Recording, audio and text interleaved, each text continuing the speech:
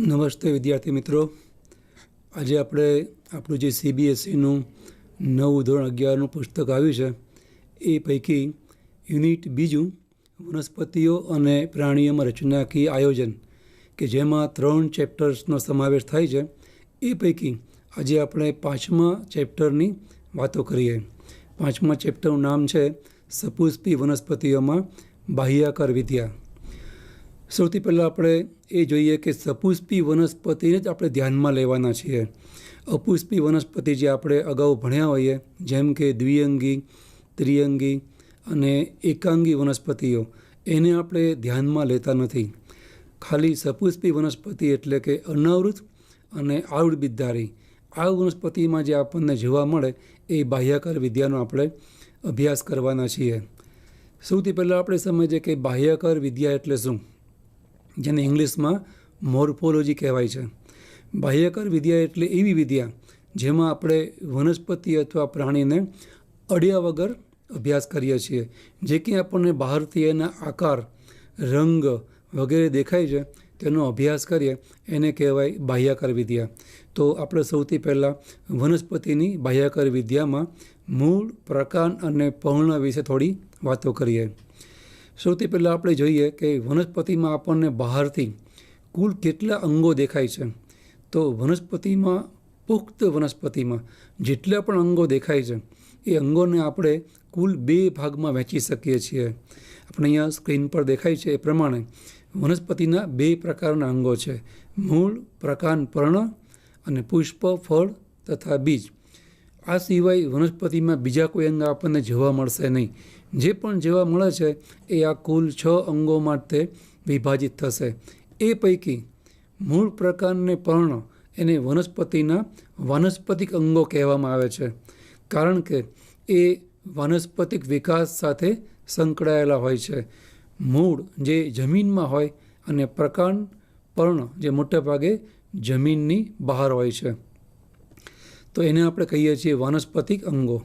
જ્યારે બીજા જે 3 અંગો છે પુષ્પ, ફળ અને બીજ એ પ્રજનનના કાર્ય જોડે સંકળાયેલા અંગો છે, એટલે એને આપણે કહીએ છીએ પ્રજનન અવયવો અથવા પ્રજનનિક અંગો.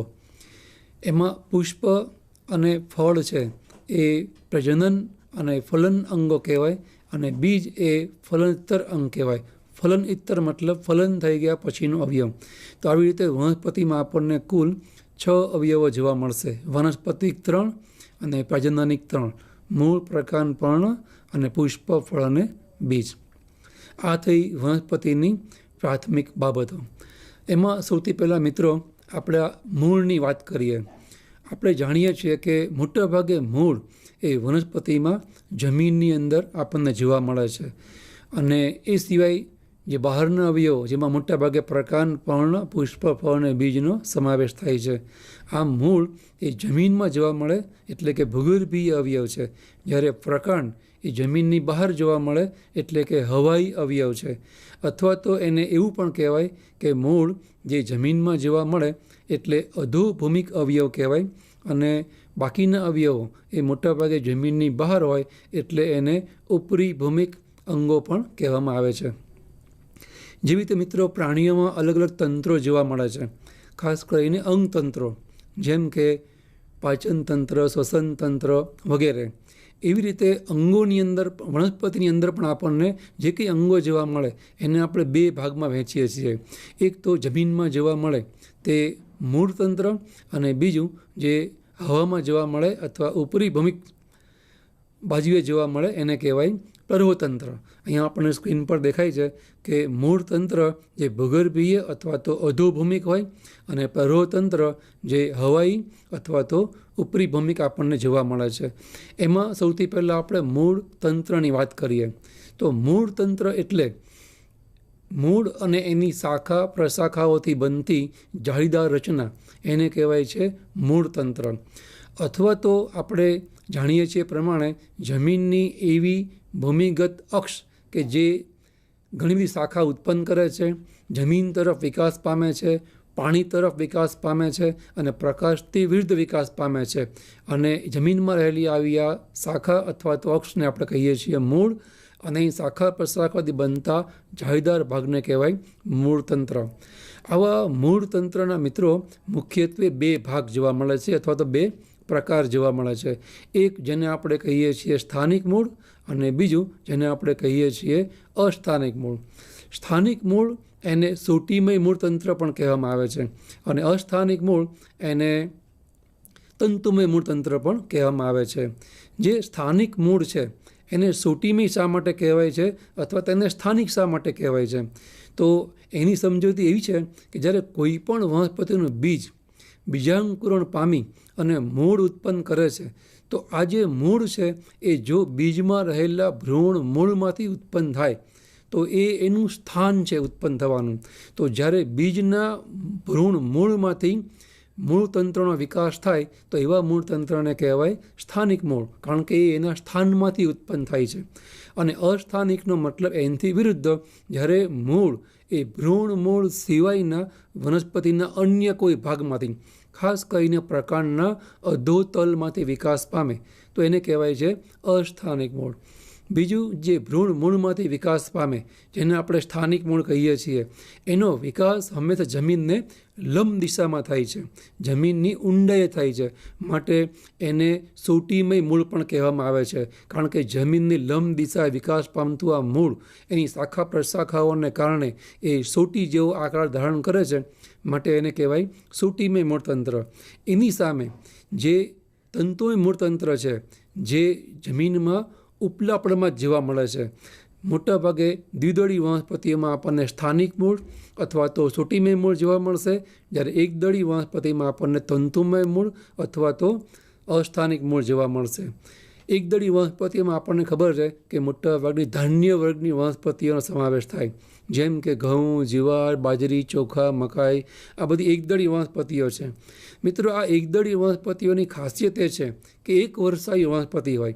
એની સામે જે દ્વિદળી વનસ્પતિઓ છે કે જેની અંદર આપણને સ્થાનિક સોટીમય મૂળતંત્ર જોવા મળે છે, એ બધી વનસ્પતિઓની ખાસિયત એ છે કે આ બધી વનસ્પતિઓ બહુવર્ષાયુ હોય છે, એટલે કે એમનું આયુષ્ય 1 વર્ષ કરતાં વધારે હોય છે. આથી જમીનમાં એને સારી રીતે ટકી રહેવા માટે કુદરતે એને જમીનની લંબ દિશાએ એટલે કે ઊંડાઈએ વિકાસ પામતું સોટીમય મૂળતંત્ર આપેલું છે, જેનાથી એનું સ્થાપનનું કામ એટલે કે વનસ્પતિને જકડી કે પકડી રાખવાનું કામ સારી થઈ શકે. એની સામે જે એકદળી વનસ્પતિઓ છે, ઘઉં, જુવાર, બાજરી વગેરે ધાન્ય વર્ગની વનસ્પતિ, એ 1 વર્ષ કરતાં પણ ઓછું આયુષ્ય ધરાવે છે, 2-3 મહિનાથી લઈ અને વધુમાં વધુ 12 મહિના. આથી એમને જમીન સાથે મજબૂત રીતે જકડાઈ પકડાઈ રહેવાની જરૂર એટલી બધી જણાતી નથી. આથી એમની અંદર કુદરતે એ પ્રકારનું મૂળતંત્ર આપ્યું છે કે જે સ્થાપનનું કામ એટલે કે વનસ્પતિને જમીન સાથે જકડી કે પકડી રાખવાનું કામ બહુ મજબૂત રીતે થતું નથી. એનું કારણ એ છે કે જ્યારે આવી વનસ્પતિ ઘઉં, જુવાર, બાજરી, મકાઈ વગેરેના બીજને જ્યારે આપણે વાવીએ છીએ ત્યારે એની અંદર પણ દ્વિદળી વનસ્પતિની જેમ જ ભ્રૂણ મૂળમાંથી સ્થાનિક એટલે કે સોટીમય મૂળતંત્રનો વિકાસ શરૂ થાય જ છે.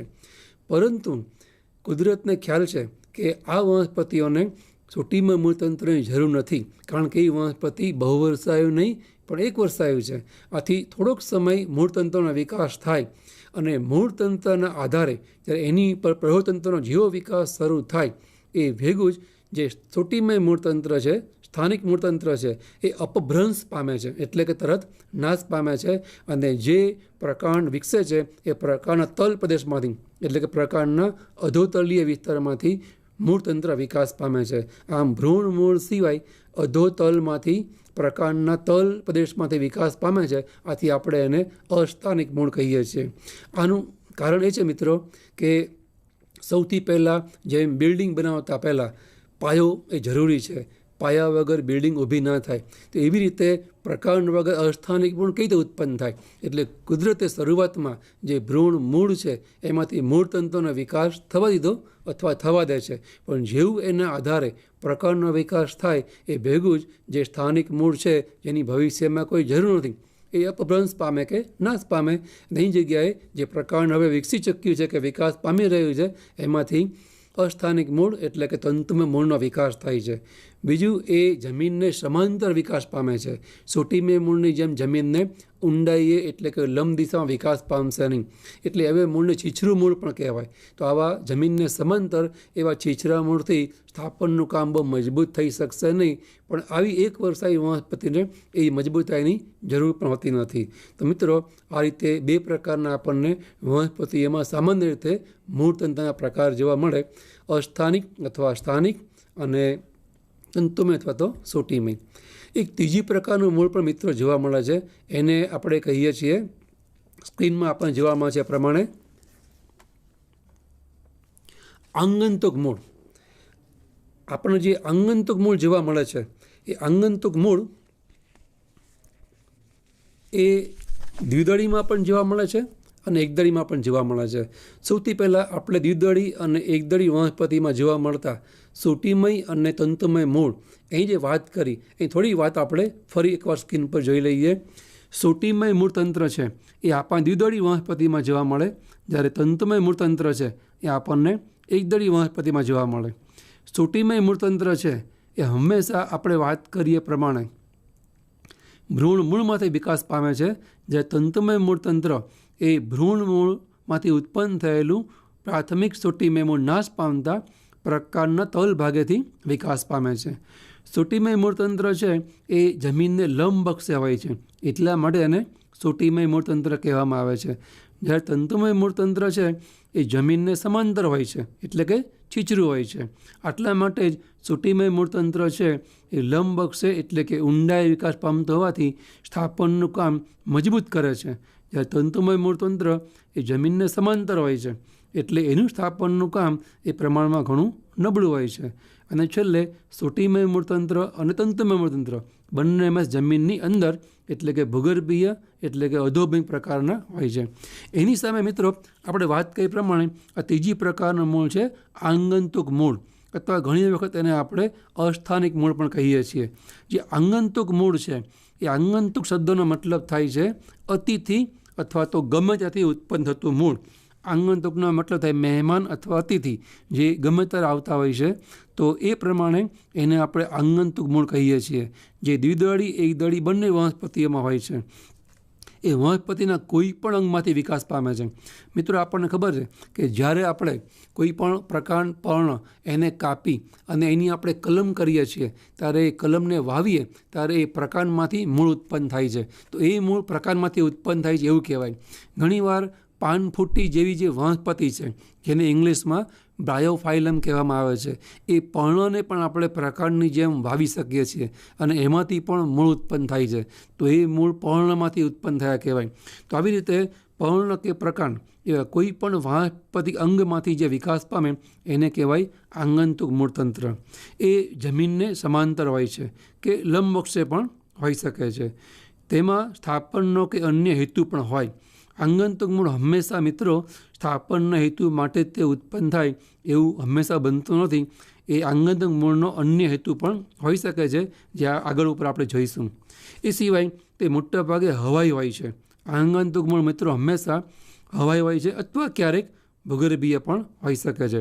તો આ રીતે મિત્રો આપણને ત્રણ પ્રકારના મૂળતંત્ર જોવા મળે છે: સોટીમય મૂળતંત્ર, તંતુમય મૂળતંત્ર અને આપણે ત્રીજો જે વિશિષ્ટ પ્રકારની વાત કરી એ છે આંગંતુક મૂળતંત્ર. હવે આપણે મૂળની વ્યાખ્યા જોઈ, મૂળના અલગ અલગ પ્રકાર તંત્રોની વાત કરી. હવે જોઈએ મૂળના સામાન્ય કાર્યો અને મૂળમાં જોવા મળતા વિશિષ્ટ પ્રકારના વિસ્તારો. આપણને ખબર છે કોઈ નાનો એવો કુમળો છોડ હોય, એને આપણે હળવેકથી જમીનમાંથી મૂળ સહિત ખેંચી કાઢીએ તો આપણને એની અંદર વિવિધ પ્રકારના મૂળની અંદર વિસ્તારો જોવા મળે છે. પાણી વડે સાફ કરી આપણે એનું મૂળતંત્ર જોઈએ તો આપણને એની મૂળની ટોચે એક નાની એવી ટોપી જેવો ભાગ જોવા મળે છે.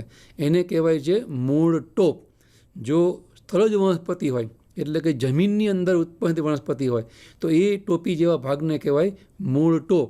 અને જો જળજ વનસ્પતિ હોય, જેમ કે જળ શૃંખલા, હાડીલા, પિસ્ટિયા વગેરે, તો એવી જળજ વનસ્પતિની અંદર જે મૂળની ટોચ ઉપર આવી ટોપકા જે રીતના જોવા મળે એને કહેવાય છે મૂળ ગોહ અથવા રૂટ પોકેટ.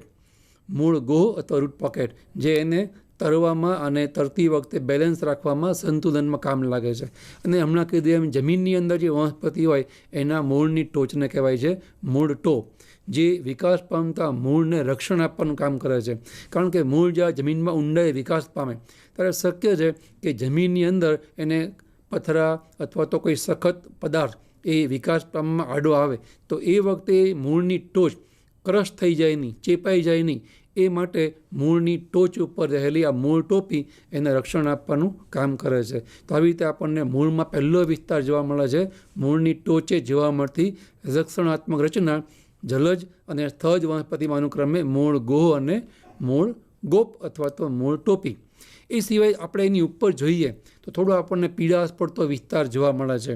મિત્રો, એની અંદર વર્ધમાન પેશી જોવા મળે છે. એ વર્ધમાન પેશી નવા નવા કોષો ઉત્પન્ન કરી ઉપરની તરફ ધકેલે છે. તો એ મૂળ ટોપની અંદરનો વિસ્તાર અને થોડોક ઉપરનો વિસ્તાર એની અંદર આપણને વર્ધમાન પેશી જોવા મળે છે. વર્ધમાન પેશીના નામ પ્રમાણે તેનો અર્થ છે જે પેશીના કોષોમાં વિભાજનશીલતા જોવા મળે, જે પેશીના કોષો સતત વિભાજન પામે છે તો એવી પેશીને કહેવાય વર્ધમાન પેશી. આજીવન એ નવા નવા કોષો ઉત્પન્ન કરી ઉપરની બાજુએ ધકેલે છે. જે કોષો ઉપર ધકેલાય છે એ કોષો સતત હવે કદમાં વધે છે. આથી આવા કોષો એ વિસ્તરતા હોવાથી એવા કોષોવાળા ભાગને કહેવાય વિસ્તરણ પ્રદેશ અથવા તો ઇલોંગેશન રિજિયન, જેમાં સતત કોષો હવે પોષક પદાર્થ મેળવી અને રસધાનીનો વિકાસ કરી અને કદમાં વધે માટે એને કહેવાય વિસ્તરણ પ્રદેશ. અને એની ઉપર આપણે મૂળ તરફ ધ્યાનથી જોઈએ તો આપણને પુષ્કળ રોમ જેવા ભાગો જોવા મળે છે. એ રોમને કહેવાય છે મૂળ રોમ. જે બહારના કેટલાક કોષો હોય એ લાંબા તંતુમય બની અને જે રોમમય રચનામાં ફેરવાય છે એને આપણે કહીએ છીએ મૂળ રોમ. મૂળ રોમનું મુખ્ય કામ એ જમીનમાંથી જે ક્ષાર પાણી શોષવાનું કામ છે એ માટે શોષણ સપાટી વધારવાનું છે. તો આમ લગભગ સામાન્ય રીતે કોઈ પણ મૂળમાં આપણને આવા 3 વિસ્તાર જોવા મળે. તળિયે એટલે કે તલ પ્રદેશમાં મૂળ ગોપ અથવા મૂળ ટોપ, એની ઉપર વર્ધનશીલ વિસ્તાર, એની ઉપર વિસ્તરણશીલ પ્રદેશ, એની ઉપર પરિપક્વ વિસ્તાર જેમાં આપણને મૂળ રોમ જોવા મળે છે. મિત્રો, જે આ વર્ધમાન પેશી છે એની વાતો આપણે આગળ ઉપર કરીશું જ્યારે 6ઠ્ઠો પાઠ આવે ત્યારે, જેમાં આપણને અંતસ્થ રચના આપેલી છે. પણ થોડી એની લાક્ષણિકતા આપણે અહીંયા જોઈ લઈએ કે જે વર્ધમાન પેશીના કોષો છે એ વનસ્પતિમાં જોવા મળતી બાકીની અન્ય પેશીઓ જેમ કે મૃતકીય, સ્થૂલ કોણક વગેરે કરતાં ઘણી બધી અલગ પડતી હોય છે. આપણને ખબર છે કે વનસ્પતિ કોષમાં રસધાની હોય અને પ્રાણી કોષમાં રસધાની ન હોય. વનસ્પતિ કોષની આ આઈડેન્ટિટી એટલે કે ઓળખ છે. પરંતુ અપવાદ રૂપે વર્ધમાન પેશીના કોષોમાં આપણને રસધાની જોવા મળતી નથી. એટલું જ નહીં, આજીવન એને વિભાજન પામવાનું હોવાથી એની કોષ દિવાલ પણ કોઈ પણ પ્રકારનું સ્થૂલન જોવા મળતું નથી. એટલે કે એની કોષ દિવાલ અત્યંત પાતળી હોય છે. એટલું જ નહીં, આ પેશીના કોષો બહુકોણીય હોય અને એકબીજાની જોડે ચુસ્ત રીતે ગોઠવાયેલા હોય. એટલે એમાં આપણને આંતરકોષીય અવકાશ પણ જોવા મળતો નથી. એટલું જ નહીં, એનો કોષરસ એકદમ ઘટ્ટ હોય. સામાન્ય રીતે વનસ્પતિ કોષોમાં કોષરસ એકદમ પાતળો અથવા તો પરિધિ વિસ્તારમાં જોવા મળે છે, જ્યારે વર્ધમાન પેશીના કોષોમાં આપણને એકદમ ઘટ્ટ કોષરસ અને અત્યંત સુસ્પષ્ટ કોષ કેન્દ્ર મોટાભાગે મધ્યમાં જોવા મળે છે. જનરલી વનસ્પતિ કોષોમાં આપણને મિત્રો કોષ કેન્દ્ર પણ બીજી બધી પેશીઓમાં સુસ્પષ્ટ જોવા મળતું નથી. એટલું સ્પષ્ટ અને મધ્યમાં ઘટ્ટ એવું કોષ કેન્દ્ર, ઘટ્ટ એવા કોષરસમાં આપણને જોવા મળે.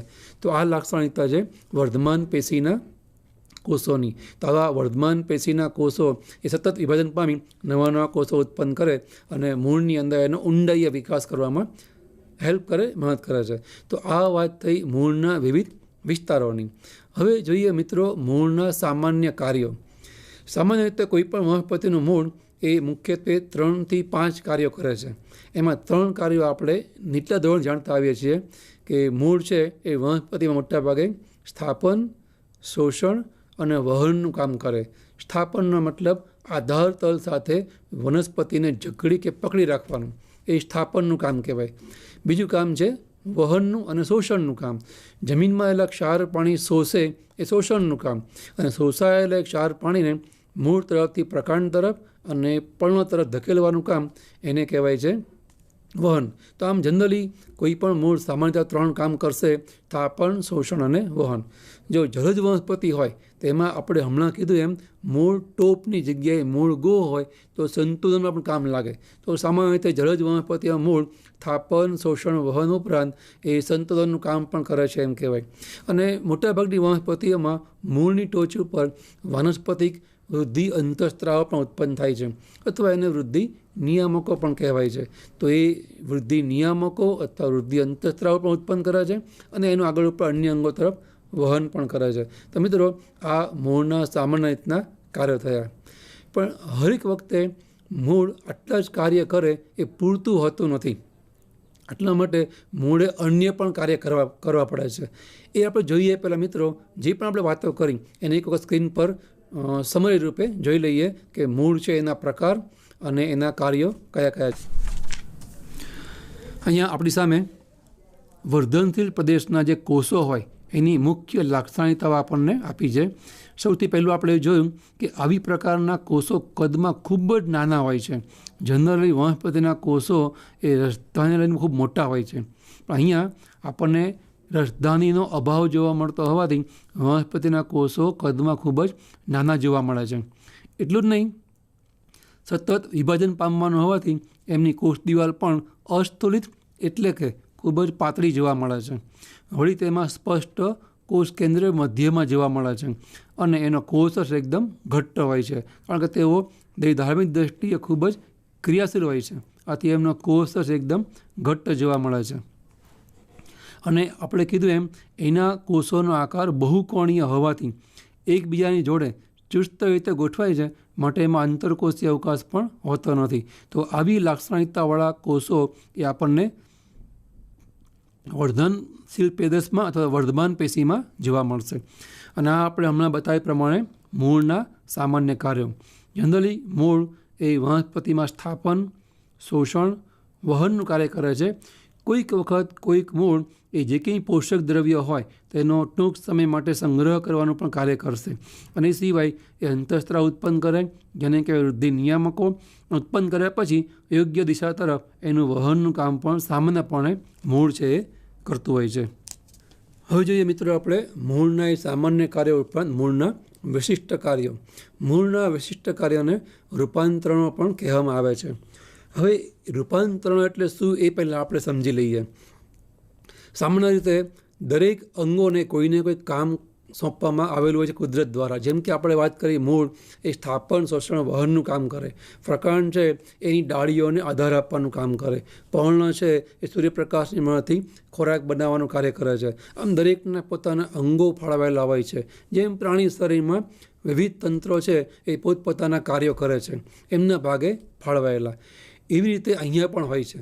પરંતુ કોઈ વખત એવું બને છે કે કોઈક એક અંગ એ પોતાનું કાર્ય કરી શકવા સક્ષમ હોતો નથી, અથવા તો તેને કાર્ય કરવા માટેની આસપાસની પર્યાવરણીય પરિસ્થિતિ એ પર્યાપ્ત રીતે પૂરતી રીતે પ્રાપ્ત હોતી નથી.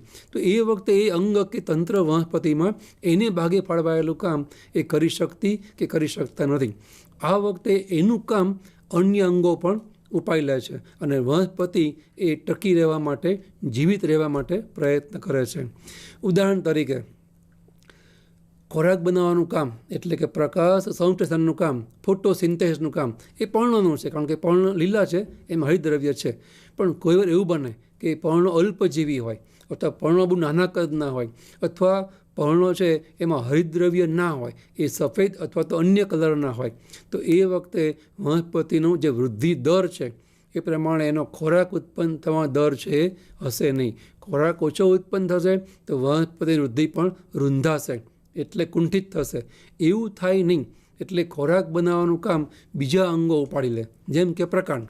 હવે આપણને ખબર છે કે ખોરાક બનાવવાનું કામ એ ખરેખર પ્રકાંડનું નથી, કારણ કે પ્રકાંડ પાસે પર્ણની જેમ લીલો રંગ એટલે કે હરિતદ્રવ્ય નામનું દ્રવ્ય નથી, એટલે એ કામ કરી શકશે નહીં.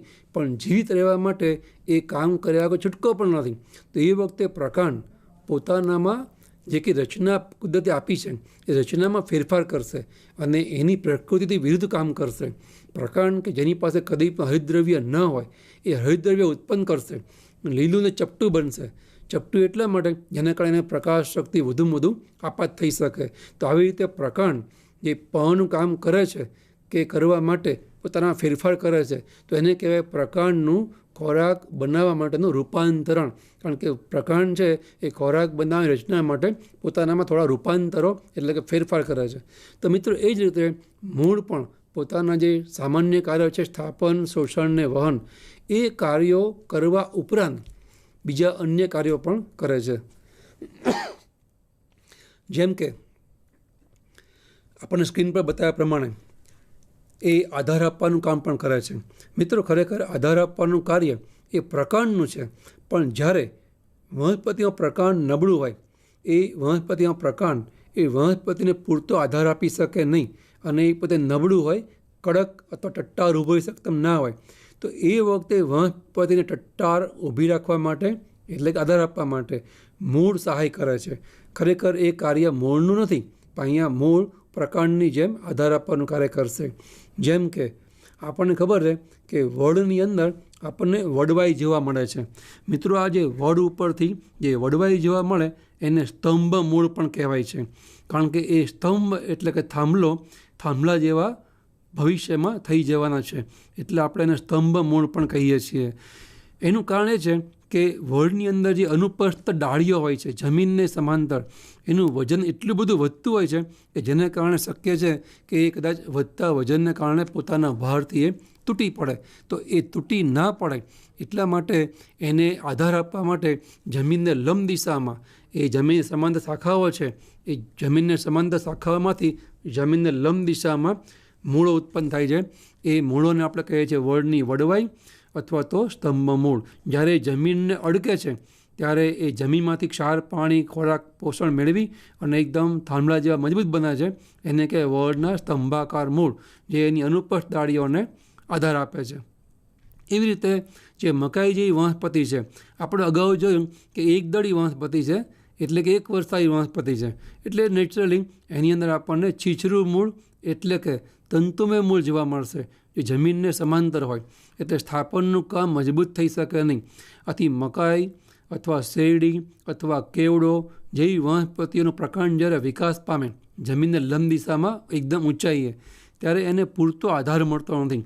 આથી શક્ય છે કે પવનને કારણે એ પડી જાય, અથવા તો અન્ય કોઈ પ્રાણી, પક્ષી એની જોડે બેસે કે ટકરાય તો એ પડી જાય, તો એ ટટ્ટાર ઊભું રહી શકે અને પવન કે અન્ય જૈવિક પરિબળોથી નુકસાન ન પામે. એટલા માટે મકાઈ, કેવડો, શેરડી વગેરે જેવી વનસ્પતિમાં, જેમાં મોટાભાગે પ્રકારમાં આપણને ગાંઠ અને આંતરગાંઠ જોવા મળે છે, તો એની ગાંઠ ઉપરથી, જમીનની નજીકની ગાંઠ ઉપરથી જમીન તરફ ત્રાંસા લંબાયેલા મૂળ ઉત્પન્ન થાય છે. એને કહેવાય છે અવલંબન મૂળ. આવું નામ એટલા માટે આપ્યું છે કે એ ત્રાંસા લંબાઈ અને જમીનમાં રોપાય છે, અને જમીનમાં રોપાઈ અને જે પ્રકાંડ છે એને હવામાં ટટ્ટાર ઊભું રાખવામાં સહાય કરે છે. એટલે કે પ્રકાંડને અવલંબિત રાખે છે. ટટ્ટાર ઊભું રાખવું એને કહેવાય અવલંબિત રાખવું, એટલે આ મૂળનું નામ પાડ્યું અવલંબન મૂળ. ઘણીવાર આપણે જોયું હશે કોઈ મિલ કે ફેક્ટરી હોય તો એમાંથી જે ધુમાડો નીકળતો હોય એની ચીમની અથવા ધુમાડો નીકળતું જે ભૂંગળું, એ ટટ્ટાર ઊભું રાખવા માટે ચારે તરફથી આપણને તાર બાંધા જોવા મળે છે. એ જે તાર બાંધેલા હોય જેને તાણિયા કહેવાય. તો એવી રીતે કુદરત પણ આવી વનસ્પતિઓને જમીન તરફ વિકાસ પામતા ત્રાંસા મૂળ આપે છે, જેને કારણે અવલંબિત રહે અથવા ટટ્ટાર ઊભી રહે અને પડી જાય નહીં.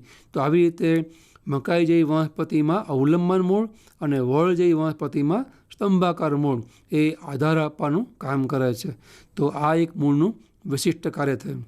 એ જ રીતે મૂળ ઘણીવાર ખોરાક સંગ્રહનું કામ પણ કરે છે. ખરેખર મિત્રો વનસ્પતિમાં ખોરાક સંગ્રહનું કામ એ ફળનું છે. જેમ કે કોઈ પણ આપણે ફળ લઈએ, એની અંદર રસ પણ હોય અથવા તો ગર અથવા માવો હોય, જે અન્ય પ્રાણીઓને ખાવા માટે હોય છે, જેના કારણે એ પ્રાણીઓ એને ખાય અને દૂર સુધી જ્યારે એનું મળ ત્યાગ કરે તો બીજનું વિકિરણ થાય.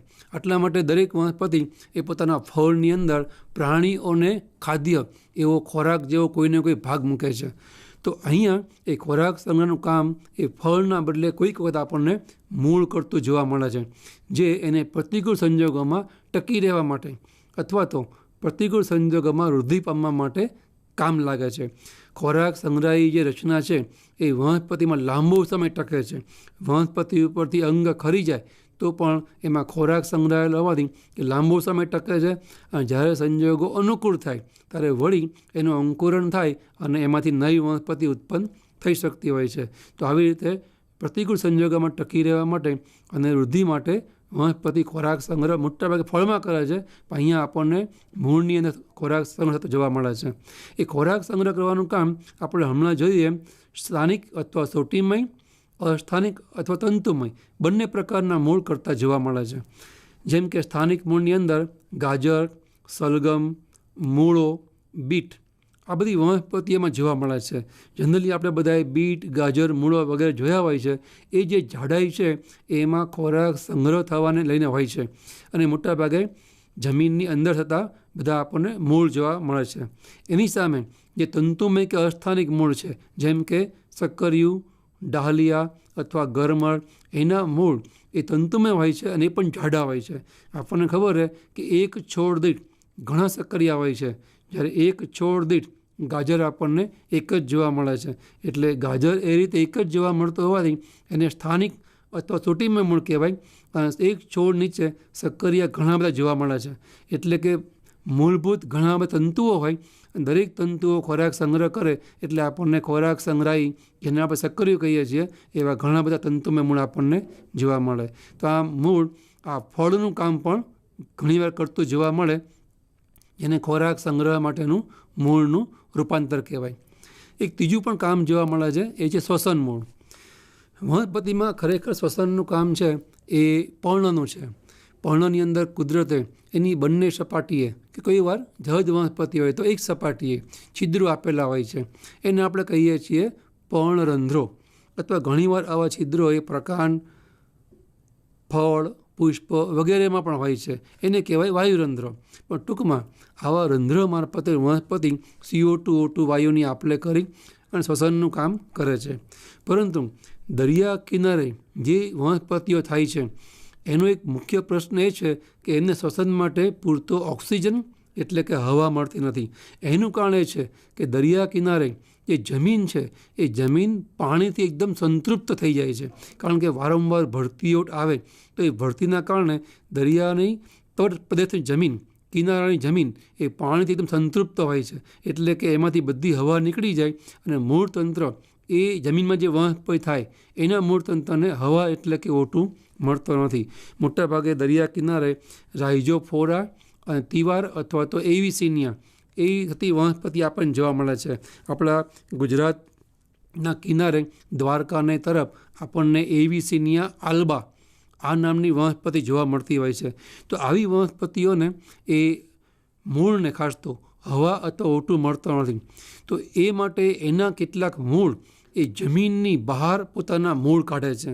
મિત્રો, બધા જ નહીં, પણ જે મૂળ તંત્ર જમીનમાં છે અને જમીનની નજીકમાં જે શાખા હોય છે એ શાખામાંથી કેટલીક શાખાઓ એ બહાર આવે છે અને એ શાખાઓ જમીનની બહાર આવે છે, જમીનથી વિરુદ્ધ વિકાસ પામે છે. એટલા માટે એને અભૂવર્તી મૂળ પણ કહેવાય. જનરલી બધી જ પ્રકારના મૂળ ભૂ એટલે કે જમીન તરફ વિકાસ પામે એટલે ભૂવર્તી મૂળ કહેવાય. પણ અહીંયા આ તિવાર જેવી વનસ્પતિના મૂળ એ જમીનથી વિરુદ્ધ વિકાસ પામી જમીનની બહાર આવે છે, માટે એને તિવારના અભૂવર્તી મૂળ પણ કહેવાય. અને એની ઉપર ઘણા બધા છિદ્રો આપણને જોવા મળે. એ છિદ્રો એને આપણે શ્વસન મૂળ તરીકે પણ ઓળખીએ છીએ, અથવા એ છિદ્રોને કહેવાય હવાદાર છિદ્રો, અને એવા હવાદાર છિદ્રોયુક્ત મૂળને કહેવાય શ્વસન મૂળ. તો આવી રીતે એ જમીનની બહાર આવતા અભૂવર્તી મૂળના છિદ્રો મારફતે વનસ્પતિ હવાની આપલે કરી અને પોતાના મૂળને આવી રીતે હવા એટલે કે ઓક્સિજન છે એ પૂરો પાડે છે. તો આવી રીતે અમુક દરિયા કિનારાની વનસ્પતિઓ પોતાના મૂળનું સ્થાપન, શોષણ, વહનનું કાર્ય કરવા ઉપરાંત પોતાના મૂળને જમીનની બહાર કાઢી છિદ્રો ઉત્પન્ન કરી શ્વસન મૂળ તરીકે પણ વર્તાવે છે. તો આવી રીતે મિત્રો મૂળ છે એ સ્થાપન, શોષણ અને વહન આ મુખ્ય કાર્ય કરવા ઉપરાંત ઘણીવાર આવી રીતે ખોરાક સંગ્રહ અથવા તો શ્વસનનું અથવા તો ઘણીવાર આરોહણનું અથવા ખોરાક સંગ્રહનું વગેરે કામ કરતું આપણને જોવા મળે છે. તો આને કહેવાય મૂળના વિશિષ્ટ કાર્યો અથવા તો રૂપાંતરણો. તો મિત્રો આ થઈ મૂળની વાત. આપણને આટલી બાબતનો ખ્યાલ હોવો જોઈએ. મૂળ એટલે શું, અર્થાત એની વ્યાખ્યા, મૂળના વિવિધ વિસ્તારો, મૂળ તંત્ર એટલે શું, એના વિવિધ પ્રકારો, એના સામાન્ય કાર્યો અને હમણાં આપણે જોયા એના વિશિષ્ટ કાર્યો એટલે કે રૂપાંતરો અને કેટલાક ઉદાહરણો. તો અહીંયા આપણે જે વાત કરી એમ જે મૂળ તંત્ર છે અથવા તો જે વનસ્પતિના વાનસ્પતિક અંગો છે, મૂળ પ્રકારને પણ, એ પૈકી આપણે મૂળની વાત છે પૂરી કરી. હવે વનસ્પતિનું બીજું વાનસ્પતિક અંગ છે પ્રકાંડ. એની વાત કરીએ. મૂળ કરતાં એની વ્યાખ્યા ઉલટી આવશે. મૂળ હંમેશા જમીન તરફ વિકાસ પામે છે, જે પ્રકાંડ છે એમાં જમીનથી વિરુદ્ધ વિકાસ પામે છે. અથવા તો મૂળ એ પાણી તરફ વિકાસ પામે છે, જલાનુવર્તી કહેવાય. જ્યારે પ્રકાંડ પાણીથી વિરુદ્ધ વિકાસ પામે છે એટલે એને અજલાનુવર્તી કહેવાય. મૂળ છે એ હંમેશા જમીનમાં હોવાથી એને અધોભૂમિક કહેવાય, જે પ્રકાંડ જમીનની બહાર હોવાથી એને ઉપરી ભૂમિક પણ કહેવાય છે. તો આમ વનસ્પતિની એવી ધરી અથવા અક્ષ કે જે અજલાનુવર્તી હોય, અભૂવર્તી હોય અને પ્રકાશ તરફ એટલે કે પ્રકાશાનુવર્તી હોય, જેની ઉપર આપણને ગાંઠ, આંતરગાંઠ, શાખા, પ્રશાખા, પુષ્પ, ફળ, બીજ જેવા અંગો જોવા મળે છે. એવી ધરી કે અક્ષને વનસ્પતિનું પ્રકાંડ કહેવામાં આવે છે. તો આ થઈ પ્રકાંડની વ્યાખ્યા. આપણને મૂળની વ્યાખ્યા આવડે તો એનાથી ઉલટી એ પ્રકાંડની વ્યાખ્યા છે આપણને આવડે જ. હવે સૌથી પહેલાં આપણે પ્રકાંડના સામાન્ય કાર્યોની વાત કરીએ. અહીંયા આપણે સ્ક્રીન પર પ્રકાંડના સામાન્ય કાર્ય આપ્યા છે. સામાન્ય રીતે કોઈ પણ પ્રકાંડ છે એ વનસ્પતિમાં આધારનું કાર્ય કરશે. જે પણ એની પર શાખા, પ્રશાખા, પુષ્પ, ફળ વગેરે વનસ્પતિ ધારણ કરે છે તો એને આધાર આપવાનું કામ એ વનસ્પતિ કરે છે. બીજું, મૂળ તરફથી જે ક્ષાર પાણી આવે છે એનું પર્ણો તરફ વહન કરવાનું કામ પણ પ્રકાંડ કરે છે. એટલું જ નહીં, પર્ણોમાં જે ખોરાક બને છે એ ખોરાકનું નીચે મૂળ સુધી વહન કરવાનું કાર્ય પણ પ્રકાંડ કરે છે. આમ પ્રકાંડ દ્વિમાર્ગી વહનનું કામ કરે છે. મૂળમાંથી ક્ષાર પાણી ઉર્ધ્વ વહન કરશે ઉપર તરફ, અને પર્ણોમાંથી ખોરાક છે એ અધો વહન કરશે, મૂળ તરફ વહન કરશે. તો દ્વિમાર્ગી વહનનું કાર્ય એ સામાન્ય કોઈ પણ પ્રકાંડ છે કરે છે. આ ઉપરાંત ત્રીજું મુખ્ય કાર્ય છે ગોઠવણીનું. વનસ્પતિની અંદર પ્રકાંડ પર જે શાખાઓ ઉગે છે એ શાખાઓ મિત્ર ચોક્કસ તરાહ, પેટર્ન અથવા ભાતથી ઉગે છે.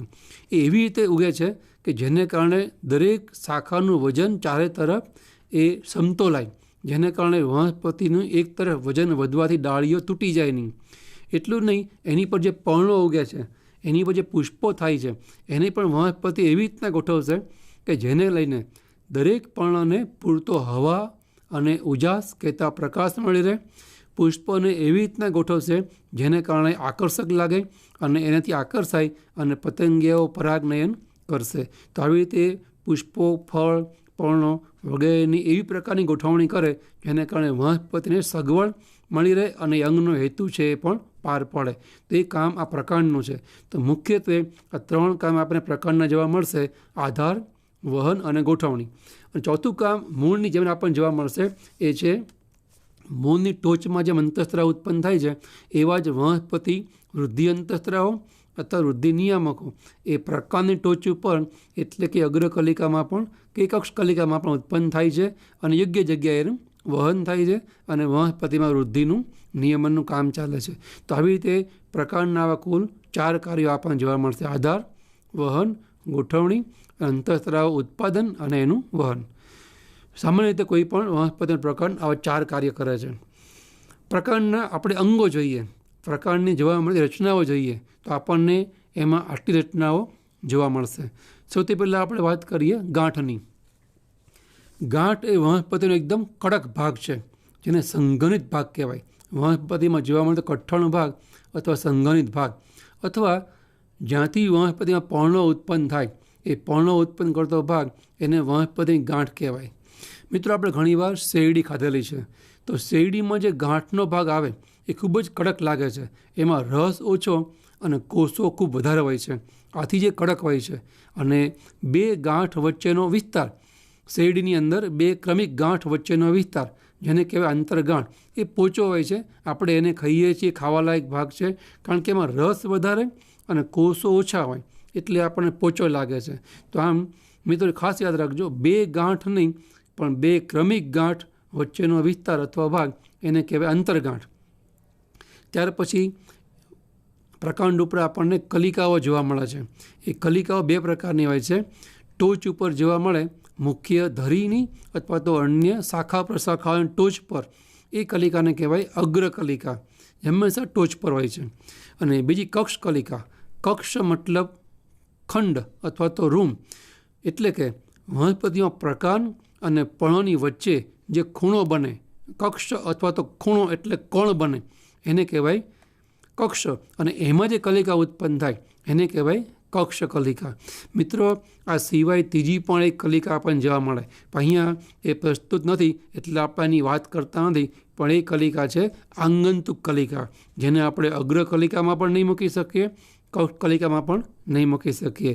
એ કોઈ પણ જગ્યાએથી ઉત્પન્ન થાય, જેમ કે બટાકામાં, શક્કરિયામાં લાંબો સમય આપણે રાખી મૂકીએ તો એની ઉપરથી કલિકા ફૂટી નીકળે છે, તો એને કહેવાય આંગંતુક કલિકા. એને આપણે અગ્ર અથવા કક્ષ કલિકા કહીશું નહીં. તો ત્રીજો ભાગ છે કલિકા. એ સિવાય એની અંદર આપણને શાખાઓ જોવા મળે છે. જે એકદળી વનસ્પતિ છે મિત્રો, એનું પ્રકાંડ અશાખિત હોય. ઘઉં, જુવાર, બાજરી, મકાઈ જેવી એકદળી વનસ્પતિમાં આપણને શાખાઓ જોવા મળશે નહીં, એનું પ્રકાંડ અશાખિત છે. પણ જે દ્વિદળી વનસ્પતિ છે, બહુવર્ષાયુ ધાન્ય વર્ગની વનસ્પતિઓ, એ હંમેશા શાખિત અથવા બહુશાખિત હોય છે. તો એ શાખાઓ પર મિત્રો ચોક્કસ ભાતથી ઉગે છે. આપણને ખ્યાલ છે કે આસોપાલવ એ શંકુ આકારનો હોય છે, એટલે કંઈ ડાળીઓ કે શાખાઓ એ પ્રકારે વિકાસ પામે છે. જ્યારે પીપળો અથવા લીમડો એ અર્ધ ગોળાકાર રૂપમાં આપણને ઘટાઓ ઉત્પન્ન કરતું જોવા મળે છે. તો એનો મતલબ કે અહીં શાખાઓ એ પ્રકારે ઉગે છે. પણ ટૂંકમાં પ્રકાંડ ઉપરથી ઉત્પન્ન થતી આ શાખાઓ પણ પ્રકાંડનો અંતર્ગત ભાગ છે. અને સિવાય પર્ણો, જે આપણે હમણાં કીધું એમ ગાંઠ ઉપરથી ઉત્પન્ન થાય એવા લીલા અને ચપટા અંગો જે ખોરાક બનાવવાનું કામ કરે. તો આ બધા ભાગો, એ સિવાય એમાં પુષ્પ, ફળ, બીજ વગેરે પણ આવી શકે.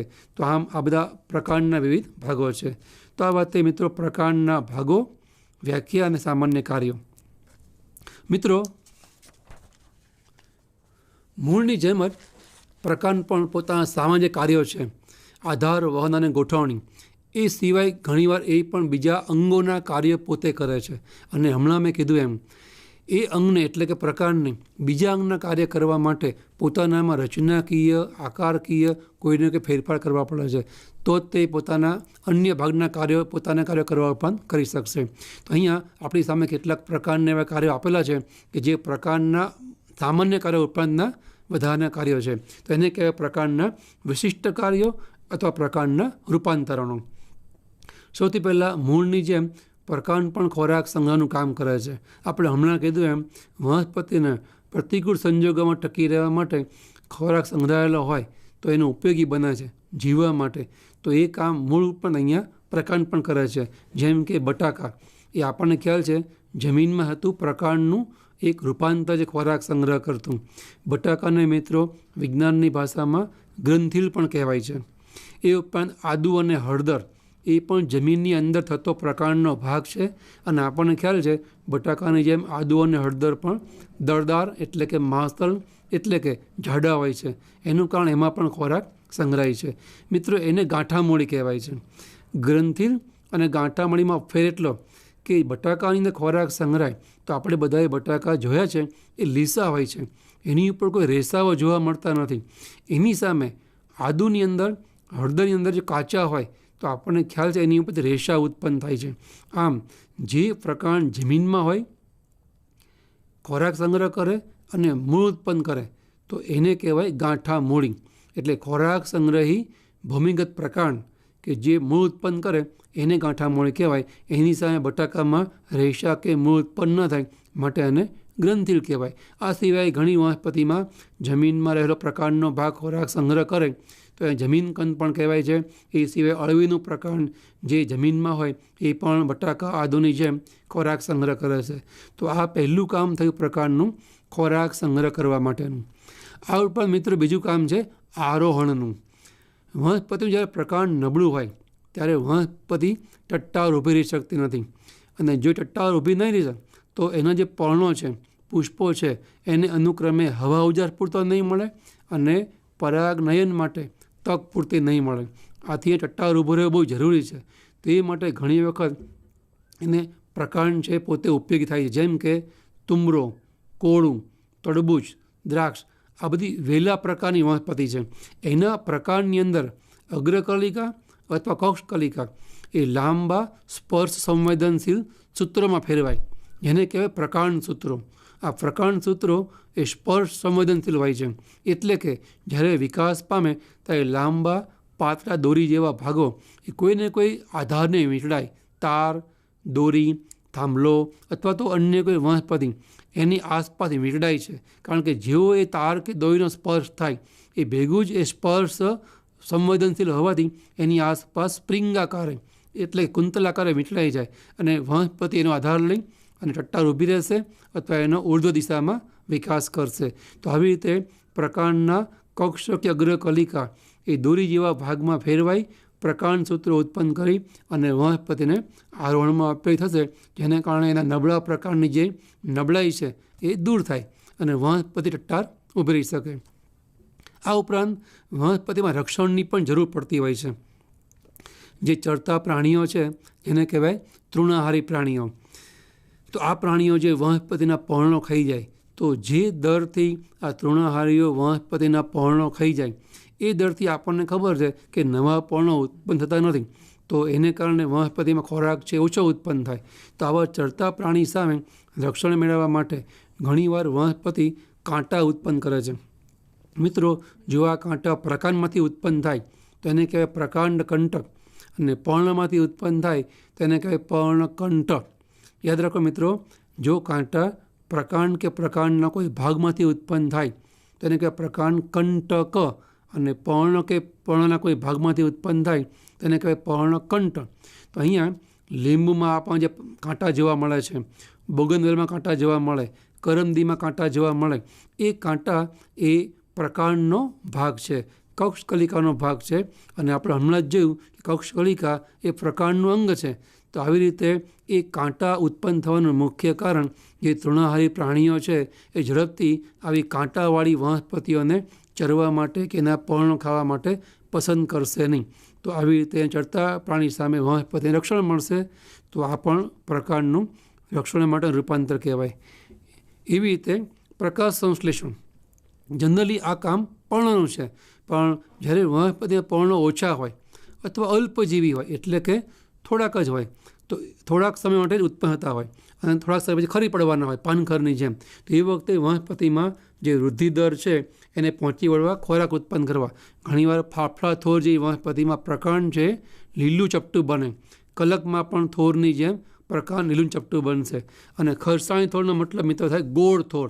જે ચપટો થોર છે એ ફાફડો થોર, અને જેનો આપણે વાડમાં ઉપયોગ કરીએ, ફેન્સિંગમાં ઉપયોગ કરીએ છીએ એને કહેવાય ખરસાણી થોર.